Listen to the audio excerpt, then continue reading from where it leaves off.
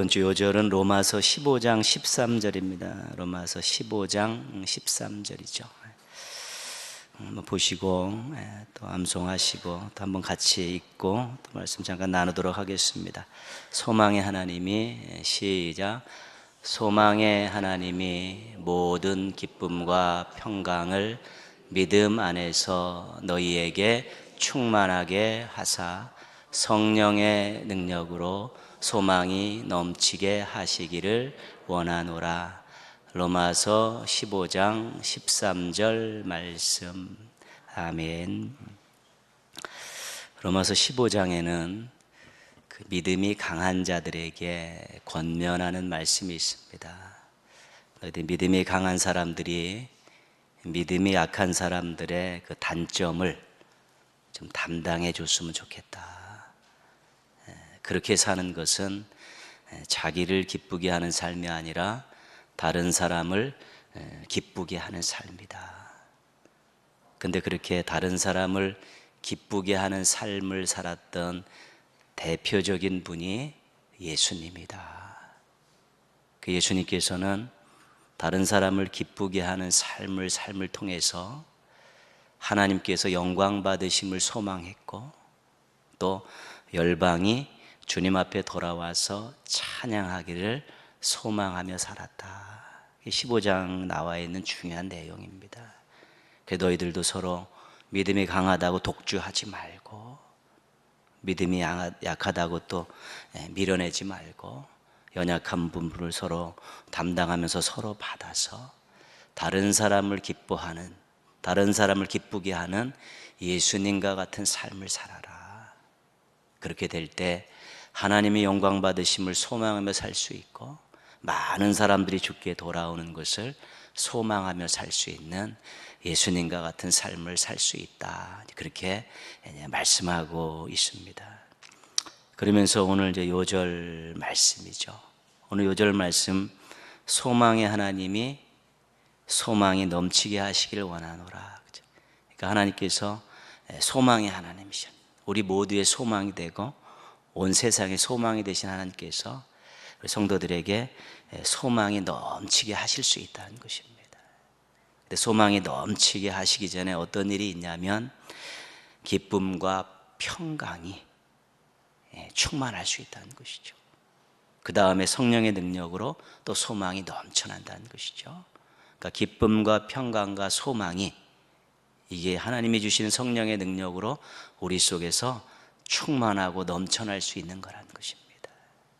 그런데 어떤 사람들에게 그런 걸 주냐면 자기를 기쁘게 하는 삶이 아니라 예수님처럼 다른 사람을 기쁘게 하는 삶을 통해서 하나님께 영광 돌리려고 하고 많은 사람을 주께 돌아오게 하려는 그러한 삶을 사는 사람들, 그런 소망을 갖고 사는 사람들에게 기쁨과 평강과 이런 소망이 넘치게 하신다는 것입니다.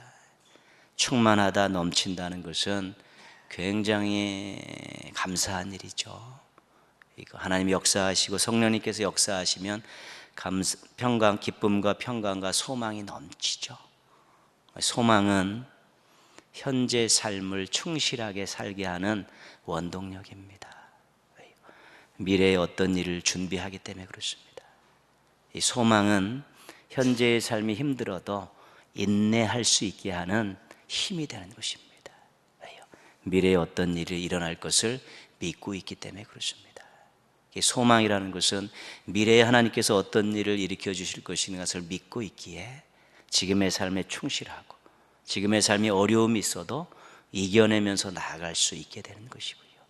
그렇게 인내하고 또 이렇게 충실하게 살다 보면 성령님께서 기쁨과 평강을 넘치게 하시고 그 소망을 더욱 충만하게 하신다는 것이지요.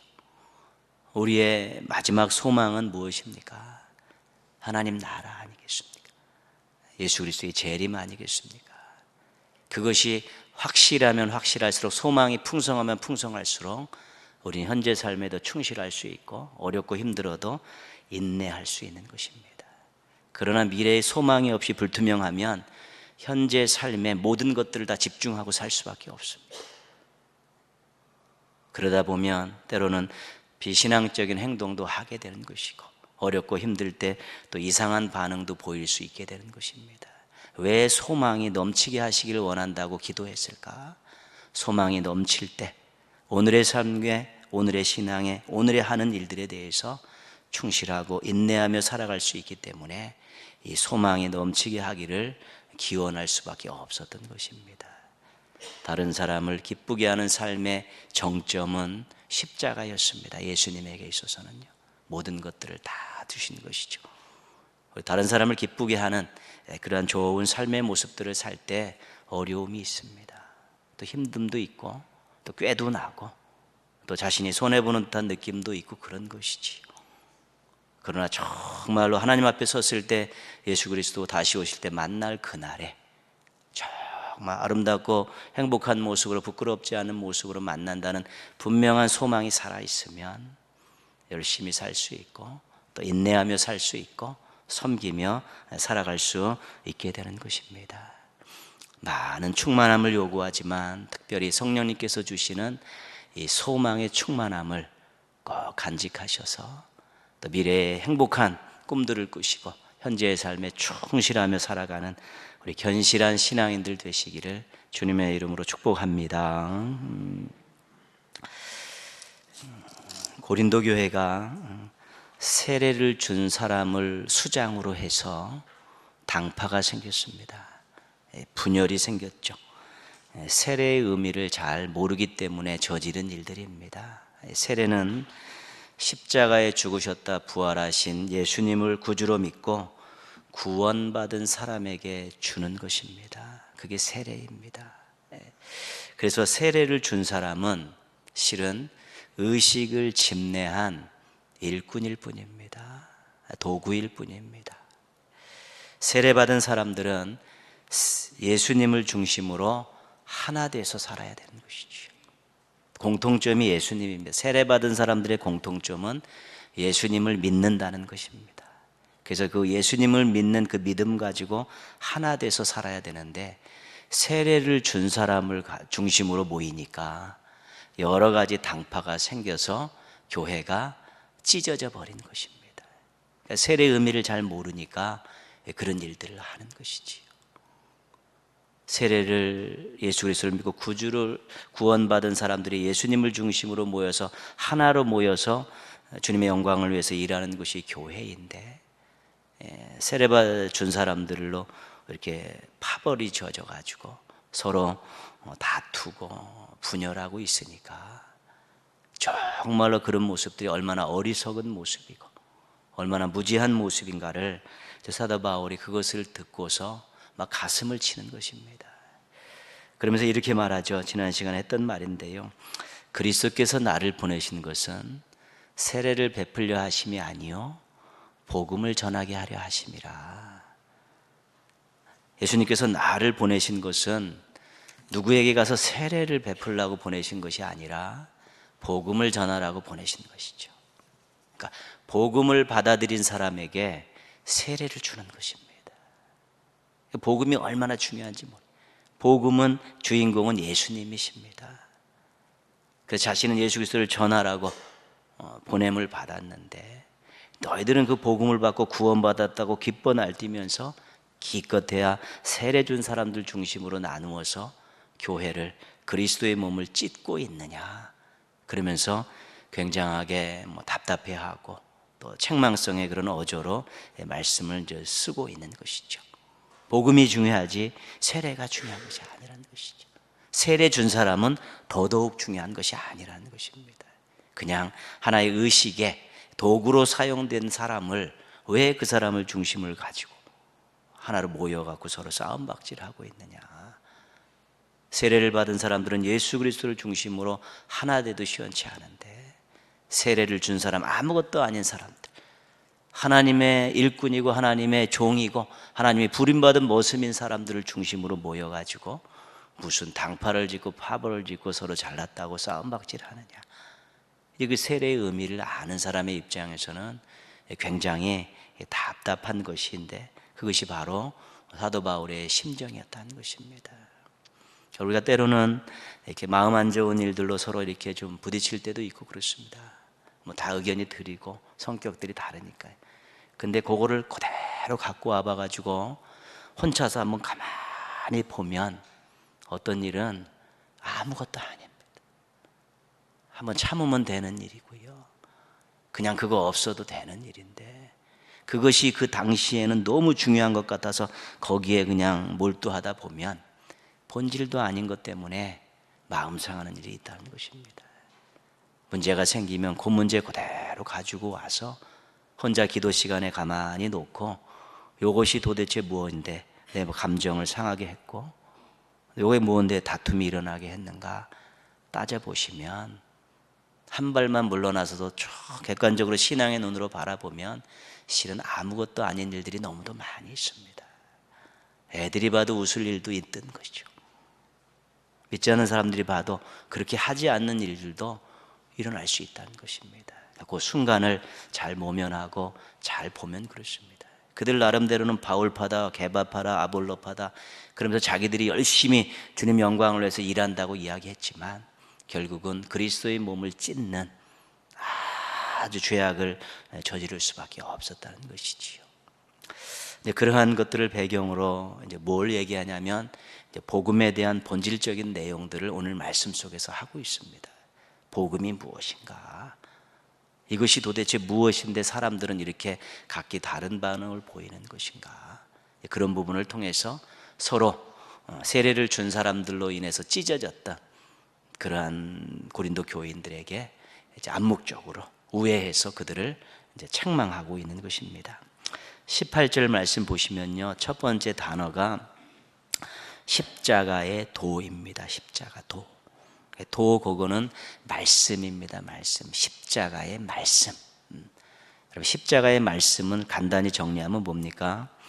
예수님께서 십자가에 죽으셨다가 부활하셨습니다. 이게 십자가 속에 담겨 있는 말씀입니다. 객관적인 사실을 설명하는 말씀이지만 조금 부족하지요. 조금 더 의미를 보태면 십자가에서 죽으셨다 부활하신 예수님을 믿으면 구원받습니다. 이것이 십자가의 말씀입니다. 구원의 말씀이고 복음의 핵심입니다. 사울이 다메섹 도상에서 부활하신 예수님을 만난 후 평생 전하고 다녔던 말씀입니다. 고생하면서 모진 고난을 다 당하면서도 침묵할 수 없었던 말씀이었습니다. 생명이 위험한 상황 가운데서도 전했던 말씀이었습니다. 결국 이 말씀 전하다가 순교합니다. 그러니까 십자가의 말씀이 사도 바울에게 있어서는 그의 인생을 통해 볼 때 생명보다 중요했습니다. 자기 고생하는 것보다 훨씬 중요해요. 자기의 모든 것들을 다 버리고도 전해야 했던 말씀이 십자가의 말씀이었습니다. 사도 바울의 인생이 그렇습니다. 사도행전 9장에서 다메섹 도상에서 예수님을 만난 이후에 로마 감옥에서 이제 순교하는 그 순간까지 그에게 있어서는 이 십자가의 말씀, 십자가에 죽으셨다 부활하신 예수님을 믿으면 구원받습니다. 이 말씀, 그가 모든 것을 다 바쳐 전했던 것이고 생명 바쳐 전했던 그 말씀이 십자가의 말씀입니다. 그런데 이 십자가의 말씀, 즉 복음을 듣는 사람들의 그런 반응이 다르다는 것이죠. 22절, 23절 한번 보시면요, 22절, 23절 같이 한번 읽겠습니다. 유대인은 표적을 구하고 헬라인은 지혜를 찾으나 우리는 십자가에 못 박힌 그리스도를 전하니 유대인에게는 거리끼는 것이요 이방인에게는 미련한 것이로되. 그렇죠? 그러니까 십자가의 말씀을 예수 그리스도 중심으로 전하면 십자가에 달려 죽은 예수가 너희들의 구원자다, 이 말씀이죠. 근데 유대인들은 몸서리를 친다는 것이죠. 아니라는 것이고, 헬라인은 그런 말도 안 되는 소리가 어딨냐라고 아주 단호하게 거절한다는 것입니다.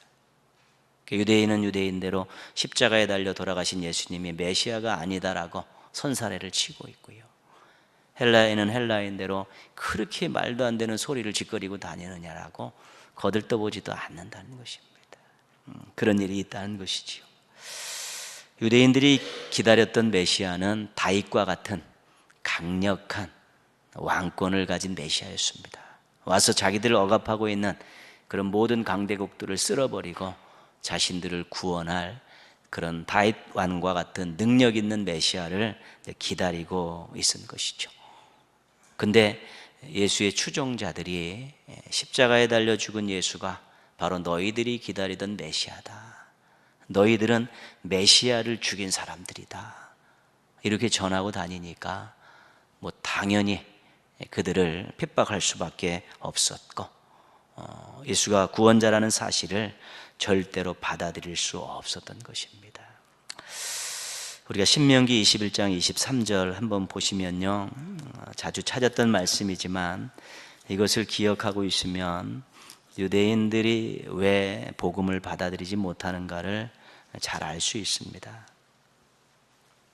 신명기 21장 23절입니다. 신명기 21장 23절 맨 뒷부분에 보면요, 한 문장이 있습니다. 더럽히지 말라. 그 다음에 그 말씀 한번 같이 읽어보겠습니다. 신명기 21장 23절 맨 끝에 있는 문장입니다. 나무에 달린 자는 하나님께 저주를 받았음이니라. 그러니까 율법에 뭐라고 쓰여져 있냐면 나무에 달려서 죽은 사람들은 다 하나님께 저주받은 사람이라는 것입니다. 그러니까 나무에 달려, 십자가가 나무 아닙니까? 그러니까 예수님이 십자가에 달려 돌아가셨는데 율법의 입장에서 보면 예수님은 저주받은 사람입니다. 근데 저주받은 사람이 어떻게 우리의 메시아가 될 수 있느냐? 어떻게 우리의 구원자가 될 수 있느냐? 그렇게 무능력하게 인간들에 의해서 나무에 달려 죽은, 비참하게 죽은 저주받은 인생이 어떻게 우리의 메시아가 될 수 있고 구원자가 될 수 있느냐? 안 된다는 것입니다. 그래서 예수님의 제자들과 사도들이 유대인들에게 핍박받은 이유가 거기에 있는 것입니다. 왜 나무에 달려 저주받은, 하나님께 저주받은 사람을 우리의 메시아라고 전하고 댕기고 우리보다 메시아를 죽였다고 매도하느냐? 그래서 가는 곳마다 유대인들이 복음을 전하는 우리 사도들과 제자들과 성도들을 핍박을 한 것입니다. 유대인들에게는 꺼리끼는 것이죠. 나무에 달려 저주받은 사람이 어떻게 우리의 메시아가 될 수 있느냐? 안 된다. 율법의 입장에서 보면 절대로 그럴 수 없다는 것입니다.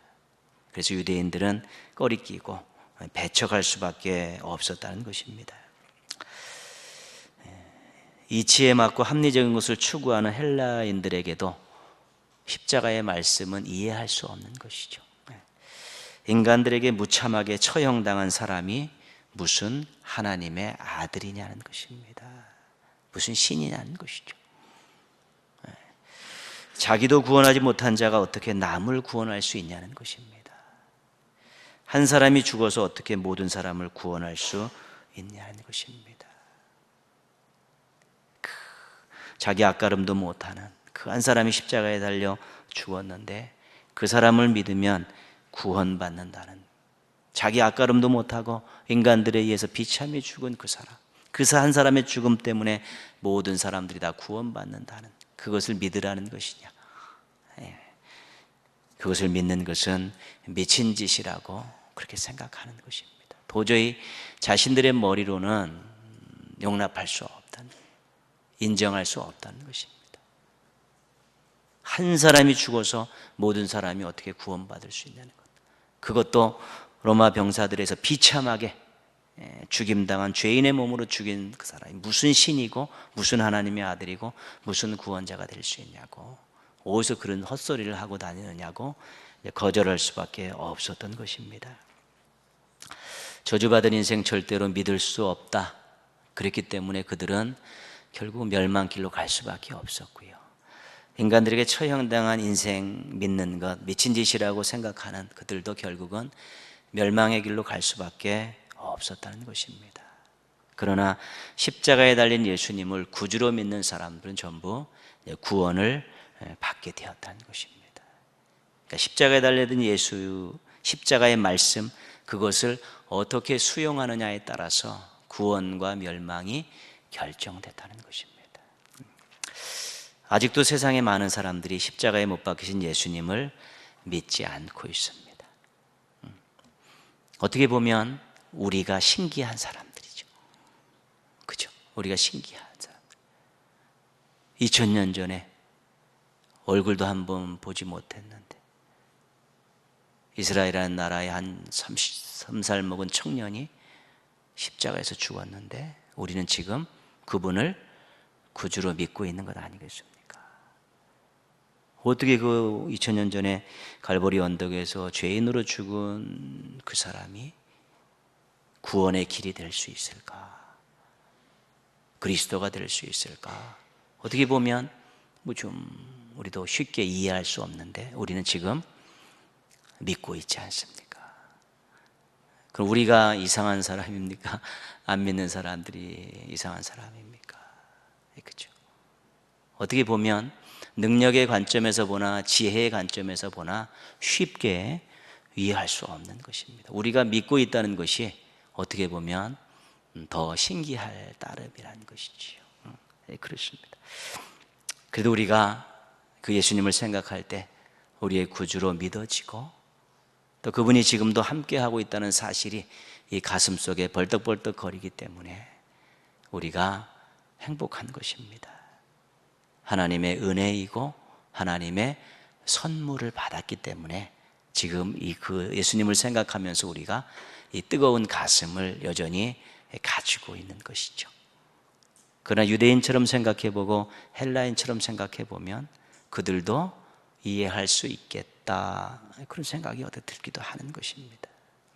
그래서 믿음이라는 것이 모든 사람의 것이 아니라는 것입니다. 믿고 싶어서 막 안달이 나도 안 믿어지는 사람도 있고요. 복음 듣고 아무 생각 없는데 그거 받고 가슴이 뜨거워져서 눈물을 흘리면서 받아들이는 사람도 있고 그런 것입니다. 그래서 어떻게 보면 신비죠. 이 신비스러운 일을 우리가 경험하고 있으니까 우리는 이미 예수 그리스도가 나의 구주로 믿어진다면 먼저 감사하십시오. 믿음을 선물로 주신 것에 감사하시고요. 믿어지게 해주심에 또 감사하시고 그분 때문에 가슴이 뜨겁고 그분 때문에 소망을 갖고 산 것에 대해서 감사하셔야 되는 것입니다. 이게 아주 기가 막힌 사실인데요. 우리가 처음에는 감사했는데 이거 자꾸 잊고 살면서 당연하다고 생각되면서 신앙들이 자꾸 축축 처지고 또 주님을 위해서 애쓰고 수고해야 될 부분들에 머뭇머뭇거리고요. 복음을 전하는 곳에 있어서 너무나 인색해지고 그런 모습들이 보여지는 것입니다. 감사한 마음, 뜨거운 가슴, 주님을 생각할 때마다 이곳에서 식어지지 않도록 잘 관리하셔야만이 우리가 정말 아름다운 인생 살 수 있고 주님을 기쁘시게 하는 인생 살 수 있고 우리의 인생이 정말 구원받은 인생으로서 주님 표대를 향해서 정로를 잘 걸어갈 수 있게 되는 것입니다. 예수 그리스도가 구주 되심이 믿어지는 이 뜨거운 가슴에 온도가 절대로 내려가지 않도록 잘 관리하셔서 감사하며 사시고 충성하며 사시기를 부탁드리겠습니다. 근데 유대인들은 무능력하다고 십자가에 못 박히신 예수님을 거절했습니다. 헬라인들은 이해할 수 없다고 십자가에 못 박히신 예수님을 거절했습니다. 그런데 신앙의 입장에서는 조금 다른 것이지요. 24절 말씀 한번 보시면요, 같이 읽겠습니다. 오직 부르심을 받은 자들에게는 유대인이나 헬라인이나 그리스도는 하나님의 능력이요 하나님의 지혜이니라. 성경은 이 부분을 받아들일 수 없고 이해할 수 없다고 이야기하는 그런 사람들이 있는 이 세상에서 성경은 이 부분을 이것이 하나님의 능력이고 이것이 하나님의 지혜다 그렇게 말씀하고 있는 것입니다. 인간을 죄와 사망에서 구원할 수 있는 방법이 또 존재가 없습니다. 죄인인 인간이 자신의 죄를 해결할 수 있는 방법이 없습니다. 중요한 사실입니다. 그렇기 때문에 인간이 인간을 구원할 수 없습니다. 자신의 죄를 해결하지 못하는데 다른 사람의 죄를 어떻게 해결할 수가 있겠습니까? 근데 하나님께서 인간의 죄를 해결하는 방법을 십자가를 세우신 것입니다. 십자가를 세우셨는데 그 십자가에서 하나님의 아들을 달려 죽게 하심을 통해서 하나님의 아들이신 예수님께서 인간 스스로는 해결할 수 없는 이 죄와 사망의 문제를 해결하신 것입니다. 그래서 하나님의 능력이 되는 것입니다. 근데 그 어떤 방법으로도 인간들이 이해할 수 있는 방법을 가지고 이 죄와 사망의 문제를 해결할 수 없는 것입니다. 하나님의 방법으로만 해결할 수 있는데 그것이 하나님의 십자가였다는 것입니다. 독생자를 달려 죽게 하심을 통해서 그것을 믿는 자들이 죄와 사망의 문제를 해결하게 하는 이 방법이 하나님이 세우신 방법인데 다른 인간들이 그 어떤 방법을 가지고 와도 죄와 사망의 문제는 해결할 수 없는 것입니다. 그 십자가의 방법을 가만히 들여다보면 이것은 죄와 사망의 이 문제를 해결할 수 있는 강력한 능력이 있구나. 이것은 인간이 아무리 머리를 짜내고 지혜를 모으고 꾀를 내도 이걸 해결할 수 있는 방법이 없는데 하나님께서 그 해결할 수 있는 방법을 자기 희생이라는 방법을 통해서 제시하셨구나. 이것이 하나님의 지혜이구나. 그것을 우리가 느끼게 된다는 것이죠. 만약에 죄와 사망의 문제를 해결할 수 있는 다른 능력이 있고 다른 방법이 있다면 가지고 와보라는 것입니다. 그러나 십자가에 달려 돌아가신 그 예수님을 가만히 묵상해 보면 이것이 죄와 사망의 문제를 해결하는 하나님의 능력이 거기 있고 이것이 하나님의 지혜가 거기에 담겨 있구나 인정할 수밖에 없다는 것입니다. 누구만 인정할 수 있냐면 구원받은 사람만 인정할 수 있다는 것입니다.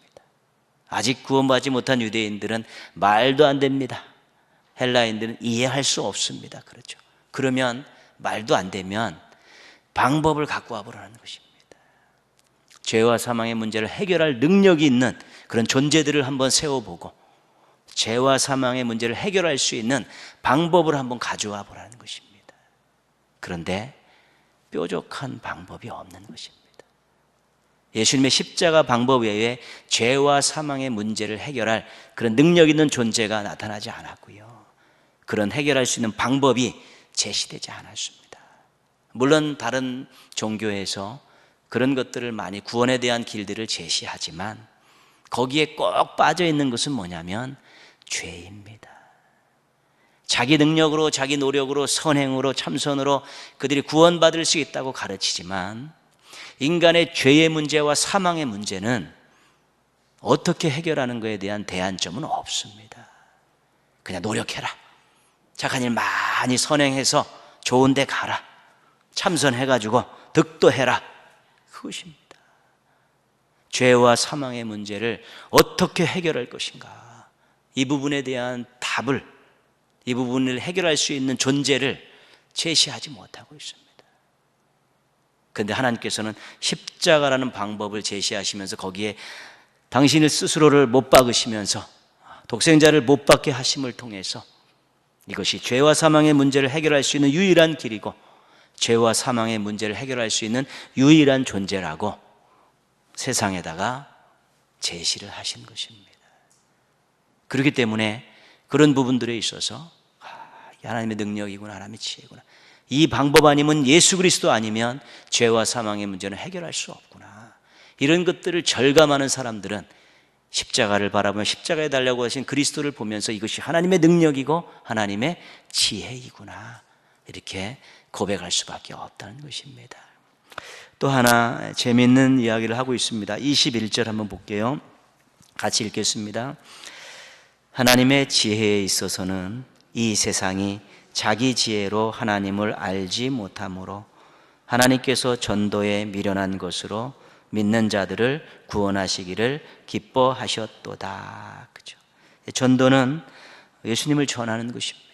십자가에 달려 돌아가신 예수님, 부활하신 예수님이 구원자가 되신다는 것을 전하는 것이 전도입니다. 근데 여기서 뭐라고 얘기합니까? 전도에 미련한 것이라고 얘기합니다. 미련한 것이죠. 그러니까 전도하는 거 이렇게 보면 미련하게 보인다는 것이죠. 어리석게 보인다는 것이죠. 말 몇 마디 해갖고 사람들의 인생을 바꾸겠다는 것입니다. 어떻게 객관적으로 보면 그렇죠. 말 몇 마디 설득해서 그 사람의 운명을 바꾸겠다는 것입니다. 그것이죠. 사람의 인생이 말 몇 마디 한다고 바뀔 수 있느냐? 그 미련한 것 아니냐? 어떻게 그럴 수가 있느냐? 그렇게 생각할 수 있다는 것이죠. 누구나 다 그렇게 생각할 수 있다는 것이죠. 그러나 그 전도 복음을 전하는 그 내용 속에는 엑기스가 다 들어가 있는 것이죠. 하나님의 존재, 하나님의 사랑, 예수님의 희생, 구원받는 방법, 구원 이후에 어떻게 될 것인가에 대한 결과, 그 짧은 시간 안에 전하는 그 전도의 내용 속에, 복음의 내용 속에 다 들어가 있다는 것입니다. 그래서 거기에 하나님의 능력도 들어가 있고 하나님의 지혜도 들어가 있다는 것이죠. 하나님께서 그 전도하는, 그 사랑하는 마음을 가지고 그 복음을 전하는 거기에 하나님께서 능력을 실어주시고요. 또 그것이 미련한 방법인 것 같지만 하나님을 알릴 수 있고 예수 그리스도의 십자가를 알릴 수 있고 구원을 알릴 수 있는 가장 원칙적인 그런 방법이기 때문에 하나님이 그 방법을 사용하신 것입니다. 그래서 안 될 것 같은데 능력이 일어나고요. 안 될 것 같은데 거기서 하나님을 만나고 하나님을 발견하는 그런 일들이 일어나게 된다는 것입니다. 그러니까 십자가에 달린 예수 그리스도를 바라보고 미련하다, 꺼리끼다고 이야기했던 사람들이 분명히 이 세상에도 존재한다는 것입니다. 근데 하나님께서 그것이 미련하다고 무능력해서 안 된다고 이야기하는 가운데서도 하나님께서 그 방법을 제시해가지고 사람들을 구원하고 사람들을 생명의 길로 이끄는 놀라운 역사를 이루셨듯이 그 십자가에 달려 돌아가신 예수님을 전하는 이 전도를 통해서도 하나님께서 도저히 안 될 것 같은 돌 같은 마음들을 부수시고 녹이시면서 그들을 또한 생명길로 인도하신다는 것이죠. 왜냐하면 십자가에 달려 돌아가신 그리스도, 그 십자가에 달려 돌아가신 그리스도가 하나님의 능력이고 하나님의 지혜이기 때문에 그것을 전하지만 부족한 사람들이, 또 언변도 시원치 않은 사람들이, 또 두려운 마음이 있는 사람들이 그래도 영혼을 사랑하는 마음 가지고 그것을 전할 때 십자가에 달려 돌아가신 예수가, 그리스도가 하나님의 능력이고 하나님의 지혜이기 때문에 거기서도 역사가 일어난다는 것입니다. 그래서 전도에 미련한 것으로 하나님을 알리시는 것이 하나의 방법이라는 것이죠. 복음에 대해서 우리의 신약을 보면 모든 예수님 이후에 모든 사도들이 끝까지 다 복음 전하는 얘기 아닙니까? 주님 다시 오실 때까지. 그러나 부족하고 연약하고요. 또 다른 사람보다 여러 가지 민간적인 면에서 조건이 부족할 수도 있습니다. 그럼에도 불구하고 떠듬떠듬거리며 전도지 주고 또 복음을 전하는 거기에 하나님의 능력과 하나님의 지혜가 나타나면서 놀라운 역사를 이루게 되는 것입니다. 복음을 전하는 사람들은 자신을 보면 안 되는 것이죠. 십자가에 달려 돌아가신 예수 그리스도를 전하는데 그게 하나님의 능력이고 하나님의 지혜라는 것이죠. 하나님의 능력과 하나님의 지혜를 당해낼 자가 어디 있겠습니까? 하나님께서 능력으로 역사하시는데 누가 뻣뻣하게 견뎌낼 수 있겠습니까? 하나님께서 지혜를 베푸시는데 누가 그 깊은 심오한 뜻을 거절할 수 있겠습니까? 그렇기 때문에 전도가 미련한 것으로 보이지만 그것이 십자가에 달려 돌아가신 예수 그리스도를 전하는 것이기 때문에 하나님의 능력이고 하나님의 지혜이다 말씀하는 것이죠. 그러니까 십자가 예수님께서 갈보리 언덕에서 돌아가신 그 순간부터 복음은, 전도는 무조건 하나님의 능력과 하나님의 지혜가 담겨있는 실은 강력한 무기라는 것이고요. 하나님의 영광을 드러내고 하나님의 뜻을 전하는 아주 새로운 통로가 되어질 수 있게 된 것입니다. 25절 말씀 한 절 마지막 절 읽겠습니다. 하나님의 어리석음이 사람보다 지혜롭고 하나님의 약하심이 사람보다 강하니라. 실은요 이렇게 쓸 수 없습니다. 왜요? 비교 대상이 아니기 때문에 그렇습니다. 하나님과 사람은 비교 대상이 아니기 때문에 이렇게 쓸 수가 없습니다.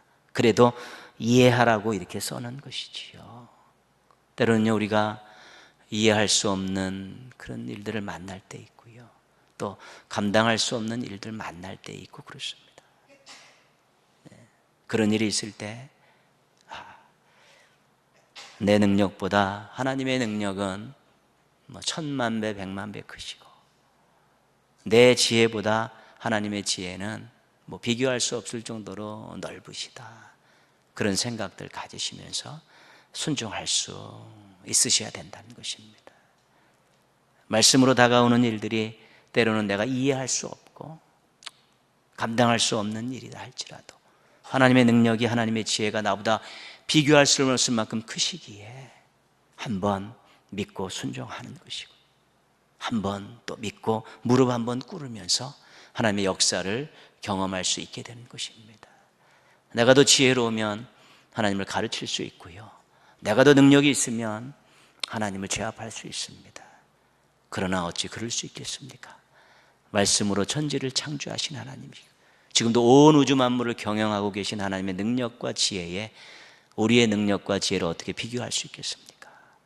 그래서 이해되지 않더라도, 감당할 수 없는 일이 있어도 하나님의 능력과 지혜를 인정하고 믿고 의지하고 나아가는 것, 그것이 우리가 순종할 수 있는 아주 중요한 또 방법이 될 수 있는 것입니다. 전도도 미련한 것이라서 어떻게 그런 일을 할 수 있느냐고. 그렇지만 거기서 하나님의 능력과 지혜가 나타났듯이 때로 이해할 수 없는 일이라도 순종하게 될 때 거기서 하나님의 능력과 지혜를 우리가 또 경험할 수 있게 되는 것입니다. 모든 일에 하나님의 능력, 하나님의 지혜는 나보다도 비교할 수 없을 만큼 크다는 것만큼 꼭 인정하시고 또 생각하시면서 하나님 철저히 의지하는 가운데 하나님의 능력과 하나님의 지혜를 통해서 인생 가운데 나타나는 많은 일들, 또 교회 가운데 나타나는 많은 일들을 경험하며 살아가는 또 충만하고 행복하고 아름다운 인생들 되시기를 주님의 이름으로 축원합니다.